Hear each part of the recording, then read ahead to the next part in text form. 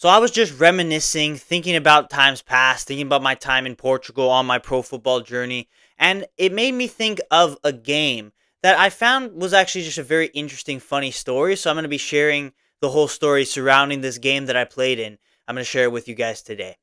So if you guys don't know, if you're new here to the show, I went on a pro football trial, pro football journey. I went to Europe to play to try and make it as a professional soccer player. It didn't really work out as of now. Maybe my journey's not done yet, but I've talked about on the show many times, like some specific moments that happened on the journey. Like I did a couple of specific episodes talking like really in depth about the whole journey in and of itself. And that was a big part of my life. And then when that ended, that's when I decided, hey, let me start the show because I have a little bit more time on my hands now. So that's kind of what kind of got me into the show in the first place. And there's always going to be like a soccer, football, whatever you want to call it, type of lens to a lot that I talk about on the show because that's kind of a big part of my life. So you'll see it in a lot of the things I talk about going forward. But I already talked about the story that I had to go through, but I'll talk about a little bit about it again because it is relating to this game. So I'm just going to get right into it, right? I'm going to set the scene for basically where we're at, right? So we're basically end of the year, like December time, 2024. It's my second season in Portugal. The situation that was happening to me, so I went on a professional trial with another team in Portugal over the summer. I didn't make the team, so I decided to go back to the team I played the previous year at. And I was good. Like the coaches liked me. They were like, yeah, you're going to go right into the team right away. But apparently there were problems with me actually getting registered to play. It had to do with my citizenship status. I was still waiting for my citizenship. I was legally able to be in the country, but I wasn't able to play because it was just some dumb rule. Like they tightened up the league, tightened up the rules. And so basically I was unable to play. I wasn't able to play. And I would basically just go to the games and watch as my team would just get destroyed pretty much every week. Not destroyed. They'd be in games, but they still would lose. I only saw them win like a couple of times. So this started from like September time all the way up until December. And I'm at this point we're getting to December and I'm just sick and tired. I'm sick and tired of being on the sidelines watching these guys continue to lose games. And obviously I want as much playing time as possible. I'm trying to make it pro here, right? The more playing time, the more minutes I get, and it's senior football. So it's like I'm playing against grown men. That's it. That's a very, very good experience, me still being 18, 19 years old. It it was something that I was kind of sitting there just kind of waiting. And it was a very tough period because I was just waiting. It's kind of just boring. And it's like, you can't do anything. You go to the practices, sure, you get to talk to the guys and you get to help out as much as you can, but you can't actually be in the games. And that is kind of the gem. That is what you want. You want to be in there. You want to get involved, right? Like if you're ever on the sidelines, it's a very kind of like you feel hopeless a little bit. Like you feel like you don't have any control because you don't, right? You just have to watch as your team continues to lose games. And and so I never had any of these problems the year before, but of course, because of the league tightening their restrictions, I had to wait. I had to wait till I got my citizenship. That was basically how that worked. And then kind of like sidebar, kind of also part of the story is I hadn't been back home. I hadn't been back to Canada in over a year and a half. We were closing in on a year and a half since I was actually in Canada because I just kind of couldn't leave the country basically. I was on my journey, I was doing what I could, but because of the restrictions based on my citizenship status, I could not leave. So I had to wait for my citizenship, wait to get my citizen's card and my passport before I could leave the country. But those are the exact things I also needed to play, right? So we were waiting, right? And it kind of came down to the wire, right? I wanted to see my family for Christmas. That was the big thing. And I was basically over here just kind of sitting there and thinking about life, right? Sitting there with some, but not many, some regrets of a lot of things. And then eventually I finally realized, okay, yes, I had to accept it, right? I talked about it already on the show, but basically, like, I was praying to God, of course. My faith was still in, like, intermediate stages. My faith, my belief in Jesus, my growth in my faith life was still in its, like, beginning stages. But I was still praying to God, and I learned right then and there that basically all God wanted me to do was to just submit, to accept the possibility that it wasn't going to happen. So basically, I was like, okay, once I accepted that it might not happen, that I might not be able to see my family for Christmas, that's when things actually started to work out. Like I went to the Portuguese consulate 6 times. Just literally just bugging them where they knew my face basically at that point. Right? I was literally just bugging them and just being a pest, being a nuisance to them, being like, "Hey, get this done." Right? And that's what it took. That's what it took to for them to actually start moving it forward, right? A couple of help from friends and a couple of good words put in to people who work in there, and I was able to get it done. So then here comes, the bit of the issue, right? So basically the week before Christmas, I got it done. I got my card, my citizen's card, and then a few days later got my passport. Then I was like, well, no, I don't want to go home right now because there's a game this weekend. The whole point is that I'm trying to play the games. So there was a game on the weekend. And then basically it was like the game was on the 21st. It was on the 21st of December, and I ended up going back home for the 23rd. That's kind of also part of the story, but I wanted to play the game. So I didn't want to leave early, so I wanted to play the game. So basically, we went to the game, right? And basically that week during the practices, I was talking to the coach and be like, "Hey guys, I'm going to be able to play. I have my documentation now. It's good to go." Right? And they were like, "Thank goodness," basically, because we were losing a lot of games. It was a tough moment for the team, and they were happy for any player that they could get to come in and help out. So then in that training session, the Thursday training session, they told me that I was going to have to play midfield, right? And I'm okay playing in the midfield, but normally I'm a center back, and sometimes I play at fullback. Midfield, I actually hadn't played midfield in a while. In my first season, I played a lot in the midfield, but we were playing like I was going to be like the CDM type of thing, right? In the six. That's a position that I am used to. I know how to play, but I haven't played in a while. And I've been training completely as a center back, but they put me in the midfield for a couple of training sessions, and they saw something. At least they saw enough to say, "Hey, you're going to be in the midfield here today." And so that's what happened. I was like, "Yeah, no problem. I'll do it," right? I have no problems with it. So then we get to basically I hear that they are talking a little bit of slack about their field, and it's an away game, so we're going kind of to like rural Portugal town type of thing, and we're going in and we're gonna play this team in our division that I've never played before, I've never heard of before this day, and like they were talking a little bit crap about their field. I'm like, what does that mean that their field is bad? Like it's a flat field, it's a watery field. I've seen those types of things. I've played all over the place. Like I've played all over the world. I know what a bad field looks like, right? But spoiler alert, right? You can't, kind of like foreshadowing what is to come. We get there, so basically the Saturday comes around. Let me like just calm down a little bit. Saturday comes around, right? So we get there, and it's literally a dirt field. The field is gravel, dirt. It's literally the size of a normal field. This is their actual, real home field. It is their facility with the club logo, and you got the locker rooms. The field, it's not turf, it's not grass. It is dirt and gravel, and that is all it is. And this is my first game coming back, finally being able to play. Did all of this just to make sure I would be in this game today, on that day. And it was a dirt field. If there is a picture of me playing on it, there might be, because we had a photographer who pretty consistently took photos. I'll put it on the screen right now, but if not, you're just gonna have to take my word for it that we literally played on a dirt field, and can't even call it a field, really. It was like we had like a little like running joke in the team.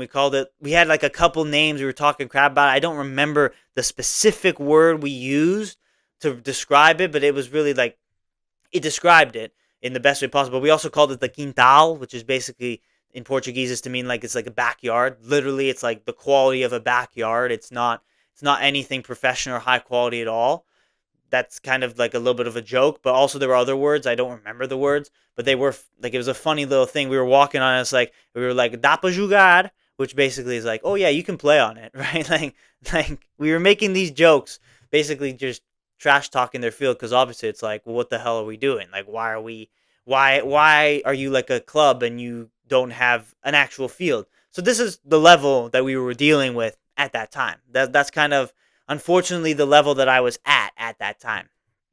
I was trying to make it pro, and I'm like, man, like I guess you got to go through it to get there, but still, like that's pretty crazy. Like that's pretty crazy that like I go there, it's a dirt field. So we're still gonna play the game, of course. Like that's not gonna stop us. So we're warming up. You can imagine, right? My cleats, the cleats, the cleat holes will stay in the ground. Like it's literally like dirt hills like everywhere. Like it's not even flat. It's not even a flat dirt field. It's like sandy, gravelly. There's like hills. When you put your when you put your cleats in there, the holes will stay there. So it just messes it up, right? So very quickly in the game, the field got pretty much unplayable already, right? It didn't take long. So we were doing our warm up. We already saw that this was happening. We were making these jokes about it. We were laughing a little bit, having a little bit of lighthearted fun with it. But and then as we were walking out of the tunnel, as we were walking out of the locker rooms onto the field, like I was joking with my with one of my good friends on the team, basically like, wow, like this is quite the introduction, yeah, like this is quite the first game, yeah, and like yeah, we were laughing about it a little bit, and it kind of made it better because it took the pressure off. It was like I wanted to perform well enough so that I can go back to Canada, enjoy my Christmas break, knowing that I did well in my first game. Already had that on my mind, but it really took the pressure off to be like, if I didn't play well, like this is a terrible circumstance, like this is horrible, right? So I don't have like it's not an excuse, but at the same time, it's like you have a coping mechanism. Let's say you have a thing to blame if you don't play well. But so basically, let's get into it. The game. How did the game go? Right?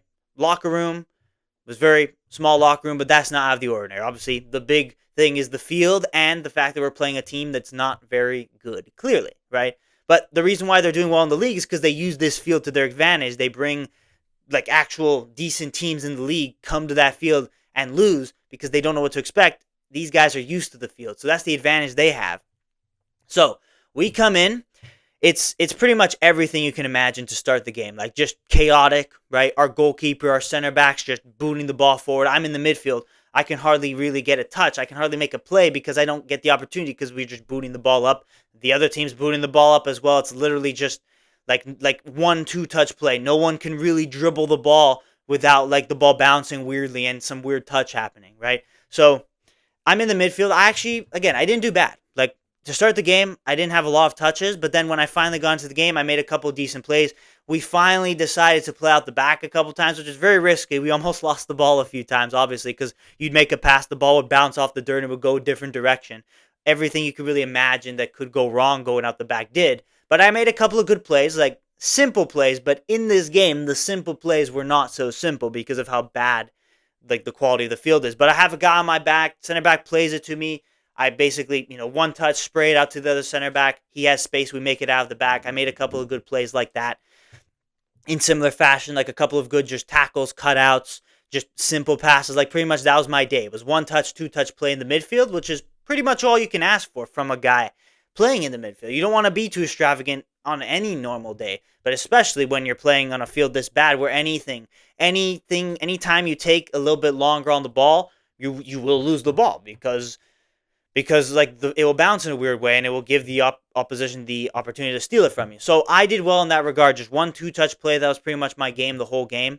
And I don't think I lost the ball once. Like every pass I made was a good pass, accurate pass. I made a couple of good tackles, good interceptions. It wasn't anything overly extravagant, flashy, but again, the simple things were not simple on this day. So as for me, personal performance wise, it was good. So in the first half, I made a couple of decent plays, decent link ups with some teammates, but then unfortunately, like we had a center back that wasn't very good, but we had to play him, I guess, because he's one of the dedicated players. You want to give him his chance, right? But he wasn't very good. Basically, what happened is they had a corner, and off of the corner, he sticks his arm out, and it hits his arm, and the ref gives a penalty for it. This is maybe like halfway through the first half. Everyone's protesting, but I'm kind of like I have a great view. I'm kind of standing like top of the box, like for the corner, and I have a good view. And I'm like, yeah, that's a penalty all day long. And I'm just kind of like, you know what? Let's just shrug it off. Hopefully they miss, right? They didn't miss. They scored their penalty. So, well, there you go. Now we're losing in a game where, and in a cheap way too. We're losing in a game where it's just like, are we even gonna get a goal because of how chaotic this is? So then kind of the game keeps going on. In the first half, right before halftime, we get a penalty as well. I don't remember exactly how we got it. I'm pretty sure it was because our striker like took a touch, he got fouled. I think that was what we got. It might have been a little bit of a lucky call. They might have gotten the ball, but again, maybe it was a reckless tackle. I don't remember fully, but I have like kind of an idea as to how the play went. The ref gives a pen. So now I'm just standing there being like, okay, man, hopefully hopefully we can do this, right? So our winger, who's also like one of the favorited guys by the coach, gets the ball to take the penalty, and I just have to stand there kind of hopelessly, with no control over anything, as I watch him shoot it off the crossbar and out. Right? He hits the top of the crossbar and it goes out of play. So so that sucks, right? So we go into halftime 1-0 down. He's missed the penalty. We had the chance to get back in the game, and maybe that would have been our only chance, like, to get back in the game. So halftime, we're kind of regrouping. The sentiment is basically like, hey, like, lock in a little bit. Like, I know it's hard, but try and build out from the back. Try not to boot the ball up so much, right? Try and keep it simple. It's hard, I get it, but also it's kind of like you have to lock in because we're losing, right? But we are in this game. Anything is possible. On this field, anything's possible. That was kind of the sentiment at halftime from the coaches. Then we kind of get back out there. Second half. I'd say the second half was way more chaotic than the first half. The first half feels like it was a little bit dicey. Obviously, a lot of interesting things happened. A lot of mistakes were made, of course, a lot of stupidity because of the field. But it was never anything really like open. Like, it was a very closed game. It was a very tight match. Second half, it opened up a lot. For me personally, I was kind of doing the same thing. Like, one-touch plays, very rarely losing the ball, linking up with my teammates well. Once in a while, just kind of playing it out in the spaces, and other times just playing it simple. Center backs, goalkeepers, cutting out plays. Anything you can really ask from a midfielder in its simplest form, that's kind of what I was doing. I didn't really put a foot wrong. And in the second half, kind of just continued to do that. I think I had probably more touches in the second half than the first half. But yeah, our goalkeeper had to make a couple of good saves. Their goalkeeper had to make a couple of good saves. I'd say our chances were better chances than their chances to begin with throughout maybe first 20 minutes, half hour of the second half. And I almost had an assist too. I played a good pass into the striker where he took a touch and then he ripped a shot, but the goalie made a good save out for a corner. We had a couple good chances. I think we maybe even hit like the post at one point, maybe off a corner, something like that. Vague memory, but I remember a couple of specific moments where yeah, it was just kind of it was a lot more back and forth. It was a lot more up and down. Like in the first half, for example, my play was like I was dropping back. Like I was dropping back in between the two center backs to help out defensively. In the second half, we just went full guns blazing. They put on another center back. So then instead of me being in the six, it was more of like a double pivot with three center backs. So I just would become a box to box guy. That was kind of where it was last few minutes of the game, last quarter or so of the game, box to box guy.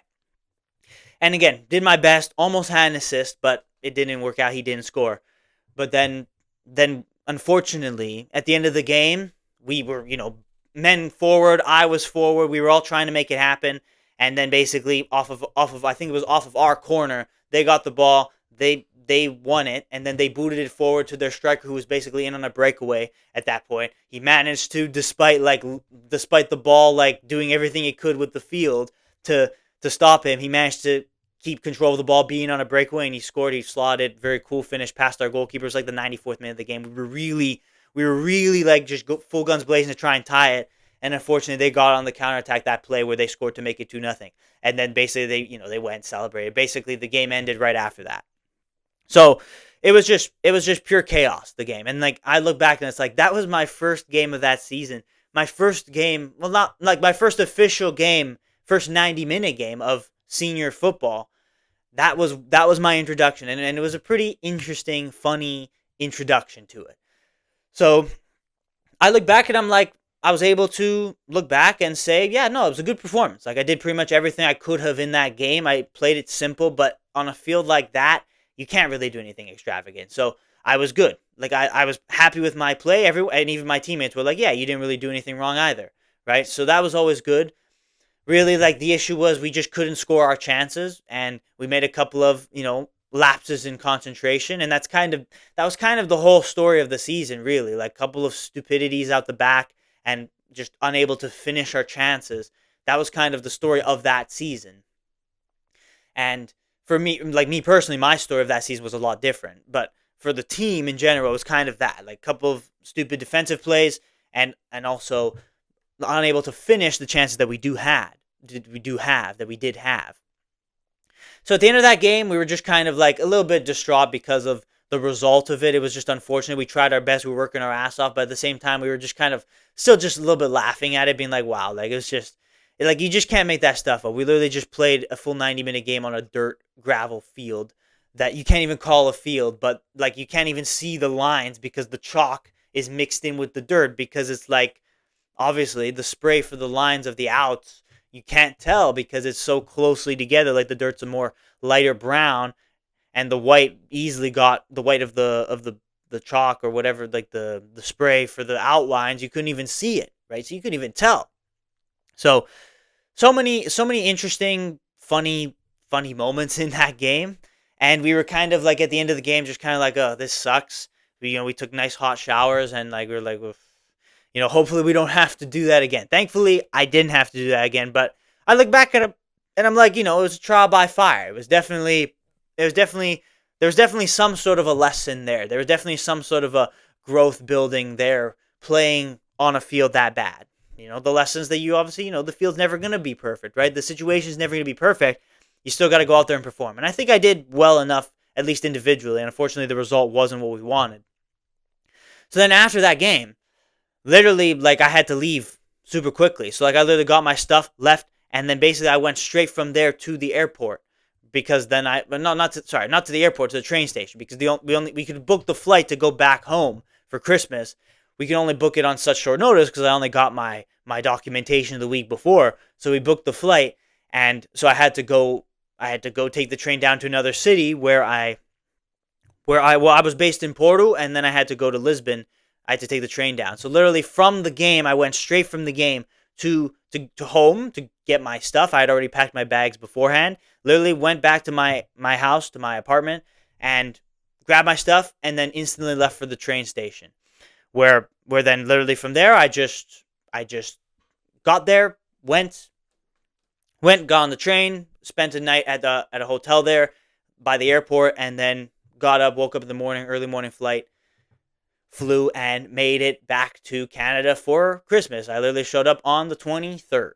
So it was a pretty chaotic time, and there's something chaotic about it. Like, you go straight from one thing to the next, and then you're flying, and then you're in another country. I had to do that another time, actually. I did that another time in May of last year. So I look back on these things, and it was just an interesting story that kind of came up that I was just thinking about. I was thinking about my time in Portugal, my time on my pro football journey, and my time just like the things that I learned, the funny things that happened. And this was kind of a big thing that came up. I really wish I thought of the word. Like, there's a specific word they used to describe that field, and it was super funny and very fitting. I forgot what it is. Obviously, it's a Portuguese word, but I forgot. I forget what it is, and I wish I remembered it for this episode because it made it a little bit funnier. But basically, like, yeah, that was my first game in senior football in Portugal, was on a dirt gravel field. And again, like, if I can give you a picture, I'll show you the picture. I would have showed it earlier. If not, it's just because there is no pictures. You just have to take my word for it. It's just like, it wasn't grass, nothing. Like, dirt, gravel, and sand. That was the field. And this is what we're dealing with. And it was interesting, to say the least. It was definitely an interesting experience. I'm sure there was definitely some sort of a lesson there, as I already said. But I look back on these times, and I look back, of course, with a fondness, laughing a little bit about these moments, about these things that we talked about, like the conversations in the dressing room leading up to the game, talk about how crappy the field is, the funny jokes that we made about it. These kind of moments, they make me, they make me warm inside. They make me enjoy it, and I hope that it's entertaining for you guys. I hope it was an entertaining story. I hope I did a good job telling the story. I did my best, kind of trying to paint the picture as much as I could.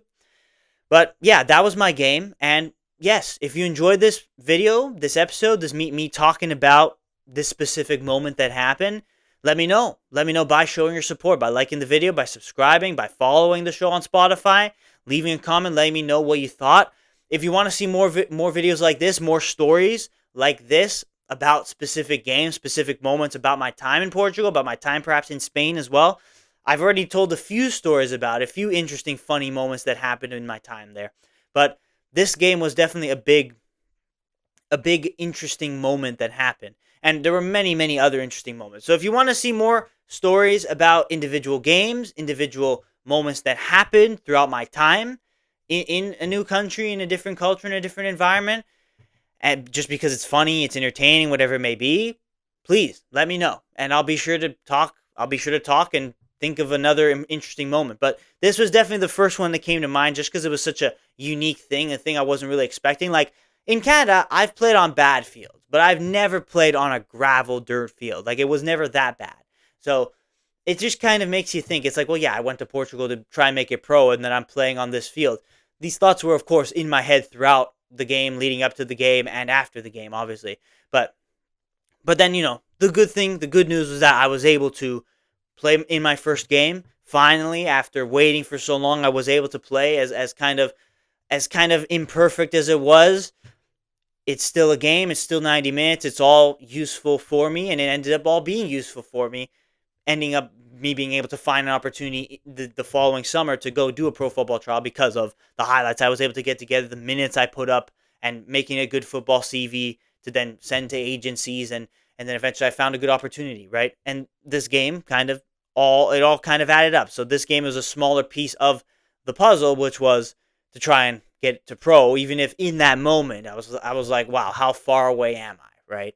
That was kind of how I was feeling in that moment. But I was able to be done, go, make it home, have a great Christmas celebration, and then go back in the new year, beginning of 2025, to then get straight into, the proper games, the proper season where of course there were other stories to be told, of course, which I'm going to keep quiet for now. I've already talked about like the way I played during the rest of that season on this show before, but maybe if you want to hear it again, you can go check out some of the earlier videos. There's definitely earlier on in the show. Like, there's a video I made a while ago. It was basically like my football journey, and I just basically wrapped up everything into a bow as to how that went. As for this one, this is just a story about an individual game, but there are many other individual games that were definitely very funny, definitely very interesting stories, interesting moments. So let me know what you think of this. Let me know what you think of this episode, this story. Did I do a good job? Please let me know. I appreciate your support. I appreciate you for being here, for watching this. And yeah, there are lessons within really everything. So let me know if you want to see more stories like this.